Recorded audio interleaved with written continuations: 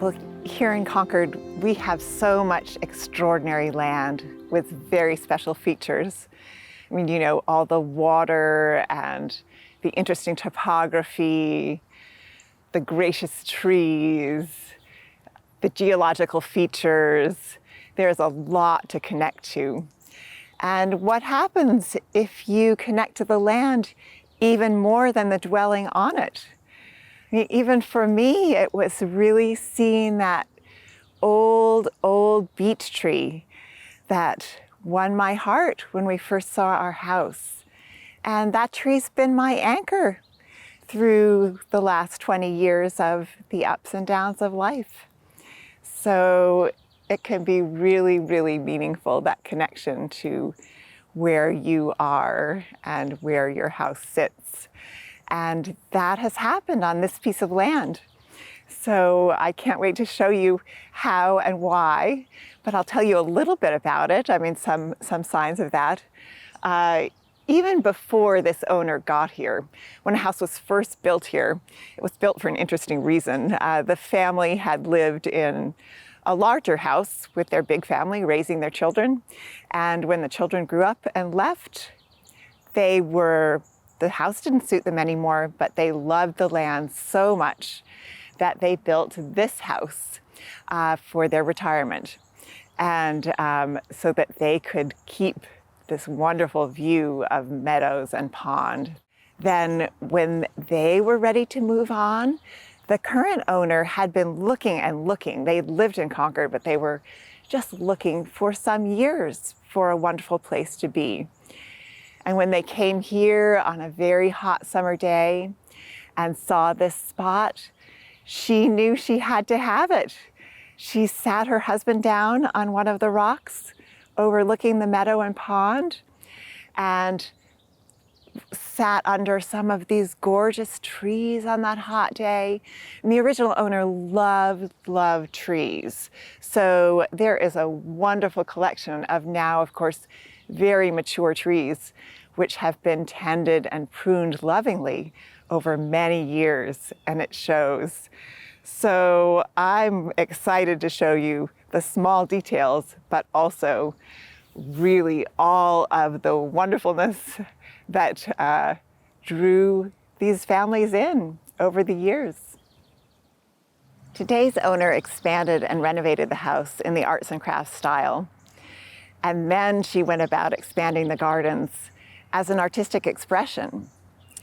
They undulate. She doesn't like straight lines, so they undulate and curve all through this wonderful space. Lots of artistic principles here. Contrast, texture, color, areas where she's looking at calm and peace, areas where she's looking at for excitement. We'll take a look at how she achieved all of this as we head out into this wonderful, wonderful space. So the arts and crafts movement was influenced by the Japanese, and I just love how the owner has brought Japanese elements into this landscape to really connect with the house. I mean, you can see even this beautiful pebble ground that she's put in front of the house. And just this raked gravel has so much that look and feels so peaceful and calm. The choice of Japanese maple, this small chartreuse one here in the shade, that large one that really arches up over the house back there, so closely tied and incorporated to the house. The trees just nestle so gracefully in with the house right here. This is a wonderful Kusa dogwood, and we're catching it in its moment. And it just, the branches, you can see this almost as a Japanese woodcut. And I'm sure as an artist, she was thinking of that kind of thing when she put these in, when she pruned them, all around its beauty. And I love all her wind chimes hanging off of the dogwood and lanterns, and there's just so much beauty right here. This mountain laurel, so healthy, and we're just early June, we're just in its moment. And you can see arching over right beside it is the Stewardia in this vase that I just love, where the buds are just about to burst. Gorgeous, gorgeous vase shape, lovely classic Stewardia bark on it. Just the tree collection here is so marvelous. I mean, I think if you can circle around, maybe this way actually, to see another. We've seen many wonderful specimens. Here's just a lovely, lovely Japanese tree lilac. It's so pretty. It's so pretty there, backed up by the classic Concord white pines. Again, beautiful pruning, mature specimen. Lots of space for it to do its own thing. That is so great for trees when they have room around them to really be themselves. These are quite special weeping redbuds. I'd never seen any before I saw these. And don't they look like sisters getting ready, getting dressed for the ball? I think with those big trains. That's what I see anyway. And we have a shot of them. The redbuds have this wonderful, wonderful blooming clothing, of course, earlier in the spring, so I want to be sure to show you that. As we come along here, much better way to see how that Japanese maple really nestles into the house. You know, they both have their space, they're respectful of each other, but there's this wonderful almost embrace of the house around that Japanese maple. So I'm really excited to show you these, I would say, sister gardens right here, right off the driveway, kind of at the start of things. They're unusual. I mean, I think with this pine needle mulch that they have, that's a great thing to consider. I mean, there are a lot of pine trees here right by the woods. So rather than truck in something that's foreign to this site, they've chosen something that's right here, so the look is more integrated. It's also, I know this artist is really attuned to color, and that red-orange of the mulch is just the right counterpoint to this blue, this silvery blue of the Colorado blue spruce, which is actually also the color of the shingles of the pool house. So that creates a great energy. They're across the color wheel from each other. So of course she's looking at all with a painter's eye. And I just love that that's been thought through.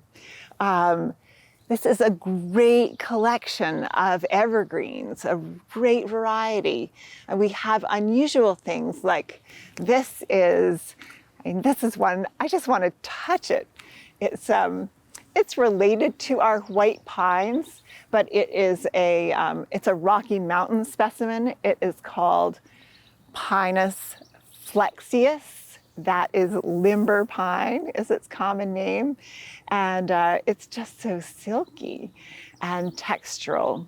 Some other plants in here I want to point out. I mean, this is a ninebark.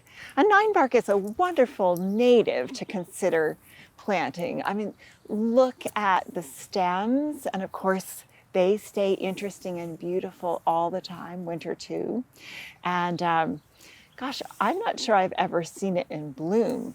And this is a wonderful red bloom on it, and it has these sort of chartreuse and purple leaves. So you're getting leaf color that's so exciting.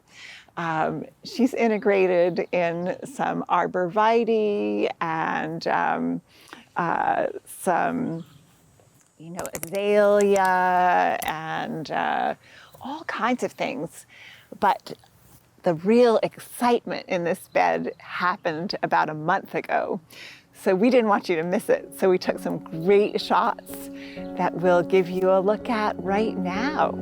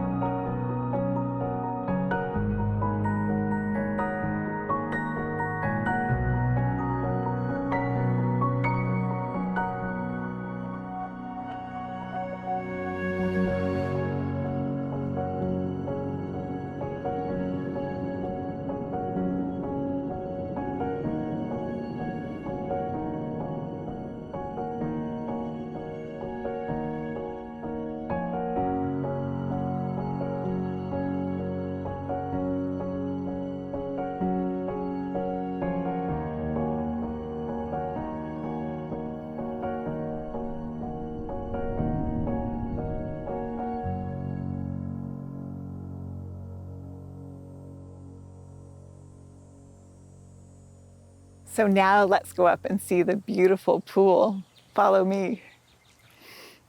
On the way up, we can get a little closer look at some of these wonderful evergreens, see them again. Over here, another blue spruce. This wonderful sort of, I think this is a weeping Norway spruce. There's Katina smoke bush over there. Wow, on the way back, we'll get into more of that detail. But let's get straight into this pool area.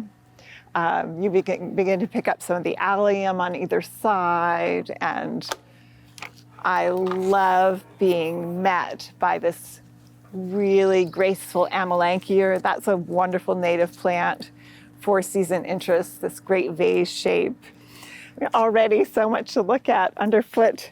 These flagstones are so beautiful, but we also have this thyme, so soft in between the flagstones. And you'll see repetition of this fescue.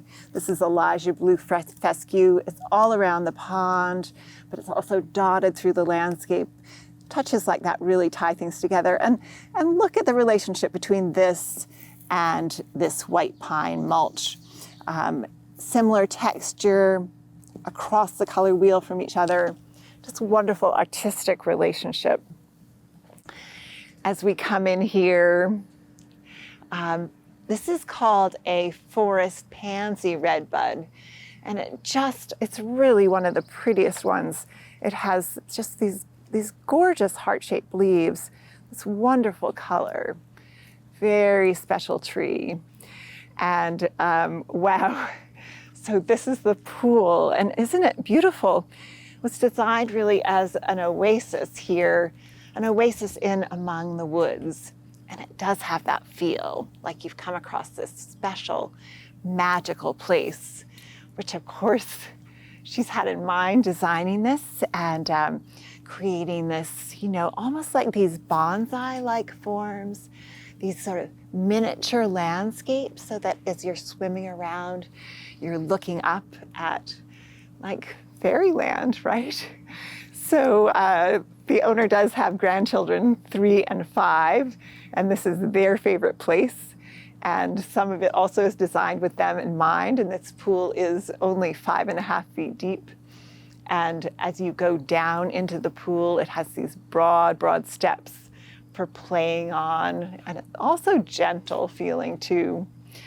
Lots of artistic touches and thoughts about ways of integrating things. I mean, rather than an aluminum rail going into this beautiful pool, she found an artist who could design these really graceful flowing handrails down in and connect them to these wonderful rocks, beautiful stones throughout the property. As we head around, let's do this. Look at how she's brought the meadow right into the pool area. Just wonderful to look up at that, at these arborvitae, bringing your eye up, a more manicured version in a way of the white pines that surround us. That's a gorgeous magnolia too, right behind the arborvitae. The mix of textures that she's found, this evergreen, the blue-green of it, next to this purpley red of the cutleaf Japanese maple, so special. Again, wonderful thyme underfoot, this gentle grass, sedum and thyme plants over here, the little fescue at the edge of the meadow, this meadow with the lupin and the daisies. And I can see also she's interplanted it with other perennials that are come along, the asters for the fall. There's just different range of textures and the fencing she's used around the pool. It's just so perfect for a farmy sort of rural setting like this. Massive, gorgeous fire pit right there. So simple, such a big statement. oh, even underfoot. I mean, this is yet another kind of time, a beautiful little sculpture, a fescue, things to look at everywhere, things to look at, but not to be jarring, also integrated, beautiful stone. I'm such a big fan of witch hazel, and this is a lovely plant. It's quite small, and it really does feel like this whole world has been brought down to this smaller scale, this like almost like a little Japanese garden, and which it does feel like with this great stone, and then the pebbles underneath, and then planted. I think these are little types of sedum, like a hens and chick right here, but I'm not used to seeing them in this color, which is so wonderful. Again, sort of almost a complementary color of that evergreen. So, and then back by the fence, another wonderful 9-bark, another great witch hazel, all looking out onto this gorgeous, gorgeous wood, these beautiful trees, white pines, red pines, wonderful lichen, lots to see in the distance. Little balls of different types of evergreen, another cut leaf Japanese maple. It's just a wonderful theme that goes along everywhere. I haven't seen much of this sort of thing at all, and I love seeing it. It's its own little world here too. Any one of these areas you can just zero in on and spend a lot of time looking at the adjacencies of the plants, their textures, the stones, the color. Every zone has its own little world. Gosh, we go along here. These will be, again, beautiful, beautiful asters in the fall. And right now, you know, these daisies, they're just phenomenal. And great with the texture of this. And of course, there'll be daylilies coming up. That's what all of this is. And you know, to see the Buddha right there with the gift in her lap. And there you have, you know, there's not much symmetry in this garden, but there to create serenity, she's been planted with pairs of things, with the fescue and with the sedum, right up below this beautiful arching amelanchier. That is a message to get to think about peace and serenity, you know, and sometimes pairs of things are used for formality, but it's also a very calming feeling when you have that. As we head out this gate, you'll begin to see, you'll begin to pick up on how the daisy meadow expands. And it just is so charming on the edge of the wood. But then you'll come around and you'll see that it goes on and just lights up the space. And then the way it's carried up through that pair of Kusa dogwood. So the owner said she liberated them from the woods. They were a little bit buried in the woods. So she's given them the space that they need. And you'll see kusas dotted through this whole landscape. Again, it's using trees the way I might use a perennial. But it's so great the way it carries all this color, all of this white that's dotted through these meadows, just up into the sky. Gosh, I don't want us to miss as we go by this. I know we saw a lot of it on the tulip tour, but look at how it's filled in. And there's, over here, there's the cotinus, the smoke bush. That purpley bush is so pretty and unusual next to the greens and you know, the blues, and then this weeping Norway spruce that has, as the owner says, almost an Edward Gorey sort of form to it. there's humor in this garden too, a lot of spirit. And some of that takes up that sort of fairy quality that we feel. Right next to it is a sambucus, that's elderflower. I mean, I love it for its color and form, but she also really likes elderberry jelly, and it's productive. You can use it for things like that. So back to the meadow, out of this wonderful zone and into yet another. Let's follow it down this path. Let's really get ourselves out into this daisy meadow. There are other things in the daisy meadow. I mean, I think maybe I pointed out the lupin there that's been, it's just been gorgeous here. And I love that light lavender purple with the daisy. She's also integrated some garden perennials into this. There's a campanula in there. Over here, see the yellow baptisia up here. So she's really letting this meadow, in some ways do its own thing. It certainly looks loose and free and like it just happened, but she's curating this space too, for sure. Look how inviting that is to have a bench right there under the kusa. Just looks lovely. And again, it's this soft, ample, graceful circle. This undulation that we have is just feels so wonderful to walk along it. Feels relaxed, feels so soft and beautiful. I just love to look out across these daisies.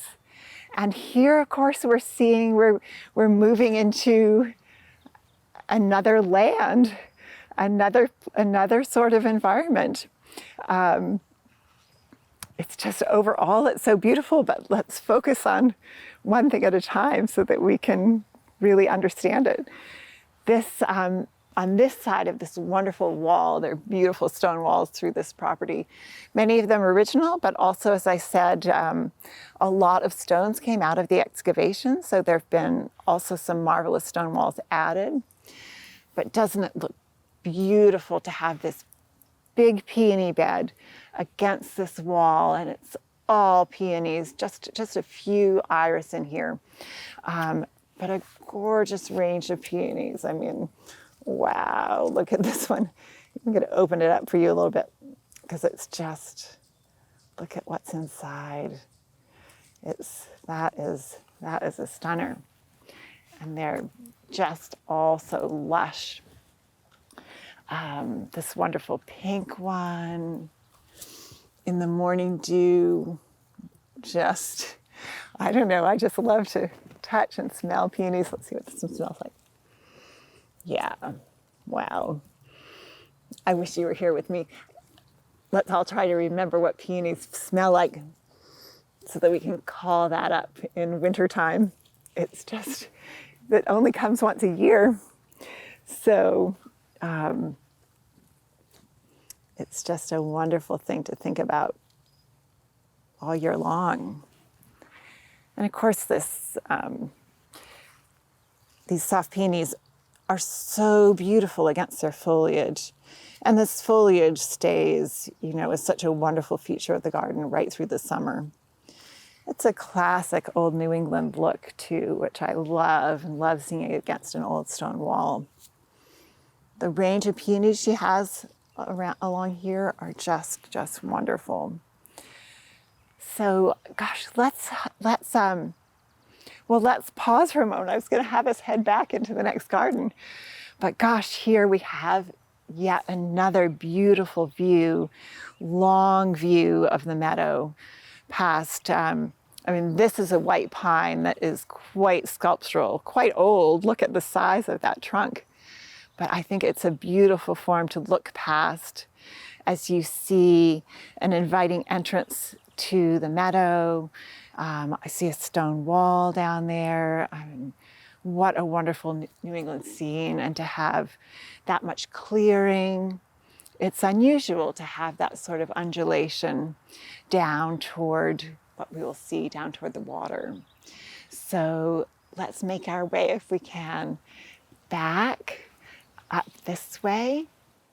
So we'll come again a little closer to this, what is the Garden Folly right now, this tower.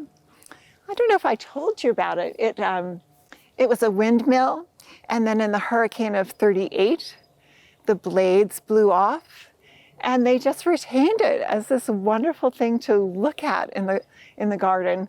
It's great with all the natural forms in a garden to have something, to have a shed, to have a wall, to have a structure like that. It's a great counterpoint to all of this green, all this soft green.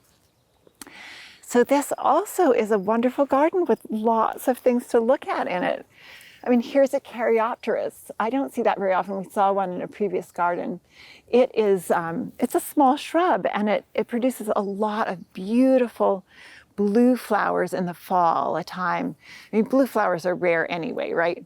But in the fall, I think especially so. So Bluebeard is its common name. Allium, I don't think we've seen any white allium yet on the tour, so I love seeing those. Just dotted around in just a playful sort of way. There are other allium up there. There's a whimsy in spots of this garden, a little magic, whimsy, fairyland, and those are definitely making a contribution. I see things that will come along. A pair of 9-bark back there, great getting in those natives. Great in a garden of this scale to get a shrub layer into the garden for size. But here we have, these are broadleaf chive. They have that beautiful allium type purple bloom on them, a lot of sedum underfoot. So these sedums, this is really out here in the open sun. So it's got a lot of things that do really well with a lot of sun. So in this garden, it's so easy to be taken in by the broad views. But everywhere we look, there are wonderful details and just great design details. I love the way this allium, even though it has gone by, the color of it, this sort of tawny color next to the tawniness of the 9-bark, that is an amazing pairing. And I wonder if it's just instinctive or considered. But either way, the relationship between the browns, the purples here, and the browns and the greens here, and then they vary in texture, so you have the similarity and then you have the variety. It's just something, as an artist, one likes to think about how that happened. Everywhere there are these beautiful stone walls, this stone building. I mean, that as a counterpoint to the plants in front of it is just so gorgeous. The round stones, the round allium, just so many things to think about. I mean, let's just swing around here and just take one more look at the peonies next to the stone wall. Just their faces opening up in this direction. The lushness, how there possibly could be that much pink at this one moment. It's just, and as they sit below this Coosa dogwood, that is gorgeous. And it's very, very New England look too. There's a great sense of place in this garden. We really know where we are, and we're just getting the greatest magnificence out of this area where we live. Let's head out of this garden and back into more wonder, more beauty. This whole area is just one gorgeous thing, close up and mid view, and then the grand view behind. It is just a dream. Along here, we have a garden that really has there's sort of strong color theory going on here. It has these bright, bright yellows and then purple, way across the color wheel from each other, and both very high chroma. very saturated color here. I mean, these colors, these complementary colors are all so saturated. It really, this garden has so much punch because of that. I mean, this is fully saturated yellow next to really a brilliant purple, lots of strength in the color. And this garden's full of color right now, but there also is a lot going on with the leaves and the textures. You know, this Roseanne geranium is such a pretty leaf next to this phlox that will come along. Back there an aster. And we're getting a lot, not just out of the yellow of this yarrow, but also out of its really grayish, silvery leaf. So that even without flowers, there is a lot going on, a lot to see. Very stimulating garden. Very, very beautiful. Backing up again to a gorgeous stone wall. And then beyond it, a beautifully pruned crabapple. And then beyond it, of course, this broad view, this wonderful meadow rolling down to a pond that we'll see. Another stone wall in the distance. I mean, what could be better? What could be more New England? Let's walk up this way to look at this magnificent thing. I mean, there's very little ledge in Concord, and it's such a wonderful feature in a garden. And I think she's maximized it here. So what she did was she added this water feature. She has a water that just gracefully trickles over the ledge, making that pond, making a little wetter space for things to grow. And of course attract some creatures too, some frogs to visit, which is always fun, especially thinking of those young grandchildren who visit. There are some special plants on this ledge, some things that I don't usually see in Concord. I mean, this is a euphorbia, and it's really all over the ledge. Euphorbia is such a special plant. There are 2,000 species of euphorbia, and they really like dry, hot. So out here on the rock, they can pick that up. If you want to see a lot of euphorbia, the best collection is in Oxford, England, at their botanic garden. They have a garden just devoted to euphorbia. So, but look at this soft pink and green and the feathery texture. Really nice to be able to look across it out toward everything else. It just is an unusual look. These succulents that cover the space, the special grasses, the moss that's growing on the rock. Of course, the rock itself that has these striations of, it looks almost like the pinkish and the white, many different kinds of rocks. And, you know, you can even see over there the veining running through the rock. It's its own mini landscape right here. You know, interplanted with more small sedum. Look at this. This looks like some sort of hens and chicks here. This burgundy color, and up here, there's this gorgeous rusty color. And you could spend, and another type right in here.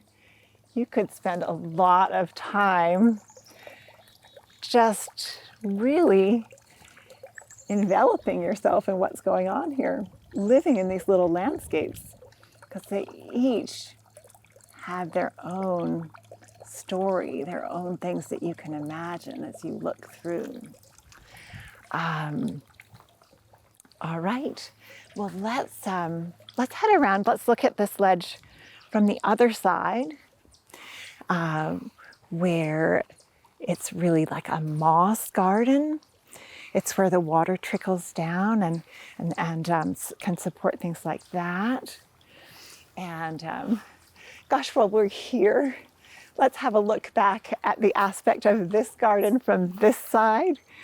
You really catch the vibrance of all those complementary colors, the yellows and the purples, and the variation of texture, and the big balls of allium at the end. Really exciting. All anchored by that wonderful stone tower. Now, if we pivot around this way, you'll see the big anchor on this side of the garden is this gorgeous honey locust. Wow, it just reaches out in every direction. And with that delicate leaf, it's just such a dappled light that comes through. And it's a substantial tree, beautifully pruned. And that dappled light allows for a wonderful, wonderful shade garden over here. First, another tree, a quite petite Japanese maple that will turn as the summer goes on a chartreuse color, so bringing some real brightness into the shady area. That's a great trick in shade to use white or yellow chartreuse. I mean, that sort of thing, that's what's happening here. And this is a wonderful specimen of a Japanese forest grass, Hakana chloe. What we're seeing along here is a wonderful collection of heuchera too. That's this plant in all its various leaf colors. It's grown mostly for the color of its leaf. That's how it's been bred. They're just great ones, and astilbes dotted among the heuchera. They have that handsome leaf, and then of course they'll have the spires, the cream-colored spires later on. This lovely petite gallium sweet woodruff. I love that form. This is these are anemones, so they're going to be just gorgeous flowers in the fall. But I love the relationship of their leaf color or their leaf texture and size to the heuchera as well. Astilbe, heuchera in all its possible forms. Repetition. Here's this Japanese fountain grass again, bringing in some brightness, but also creating the link to what was going on further down in the garden. I mean, the eye loves to see that kind of thing. I've gotten to know it here. Here I am meeting it again. It's just a really nice feeling. And I think this is actually, yes it is, this is a tiarella. This tiarella is called Elizabeth Oliver. And doesn't it have just this exquisite leaf, beautiful colors. More astilbe, more tiarella. And then we come to, it's nice when you have had something that has had a lot of variation. You can look back along the shade garden. It's just, there's some consistency, but there's a lot of interest too. And then we come to something that's very simple and ordered, easy for the eye to understand, and just so sweet and exquisite. These are hosta mouse ears. I just love hosta mouse ears. It's so tiny.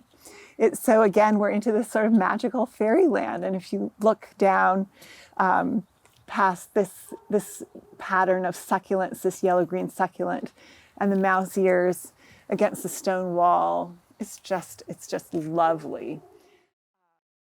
Having enjoyed the garden so much, we should head down the path, that very inviting path, toward the pond and experience that. I do love how underfoot there are messages to us. We're crossing out of the garden space. It's just wonderful to have that flagstone there to do that. You'll see, there's so much meadow here too. She has her grassy areas, but pretty much everywhere she can, she's let the meadow grow up. It's so great. It's so great for us. It's so beautiful. But of course, it's wonderful for wildlife. It gives them a habitat. And it's great for the pollinators. There's just it's much better support of the ecosystem when you can reduce your lawn. Add this meadow, and certainly stimulating for the eye. I mean, as we're looking ahead at the milkweed growing up here and that fluffy white, we've transitioned. There's not so much daisy here. It's more this wonderful grass and the textures of the grass. This very handsome white pine, very old white pine. with its own wonderful sculptural qualities. Wonderful how in a meadow or anywhere you can see a passage of time. You can see, these seed heads are still so beautiful. I think this was goldenrod from last summer, and it's just such a wonderful counterpoint to the freshness of this late spring. I see some aster plants along here, so some promise of wonderful color for the fall. Gosh, some beautiful iris right here in the meadow too. That iris next to that blue purple next to this fresh early summer green. So gorgeous. So, and more tall grasses, and now a much broader view of the pond. It's just lovely. So here we are at the foot of this wonderful pond that goes up and around a bend. Just a joy. I think it's also a wonderful time to kind of pause and pivot around and look back at where we've come from. You can look up the field and catch a glimpse of the arts and crafts house. But I think just enough of it that you can really see that wonderful arts and crafts style, see how, what a wonderful counterpoint it is to the landscape, but also how integrated it is. It really, like all the houses I think we've seen on this tour, it's designed to work with the land, to settle and nestle into the land, and to respect the site that it's on. And that's just so special. So I'm so glad that you're here with me. I'm so glad that we've joined each other here on this special spot. Really a piece of land that I can see why nobody wanted to leave behind. And yet they've also made their mark on, and the mark that this artist made on this magical landscape has just been heaven to enjoy with you. So I'm glad we had this morning together.